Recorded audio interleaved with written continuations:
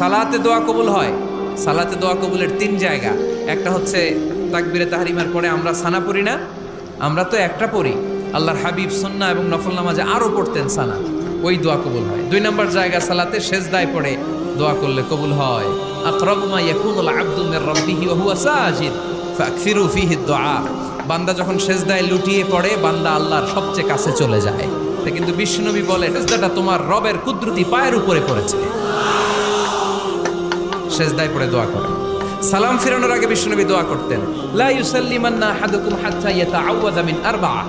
আল্লাহর হাবিব বললেন, চার জিনিস থেকে পানাহ না আছে আমার কোন উম্মত যেন সালাম না ফিরায়। তারা যেন পড়ে আল্লাহুম্মা ইন্নী আউযু বিকা মিন আযাবিল কবর, আউযু বিকা মিন আযাবি জাহান্নাম, আউযু বিকা মিন ফিতনাতিল মাহইয়া ওয়াল মামাত, আউযু বিকা মিন ফিতনাতিল মাসিহিদ দাজ্জাল।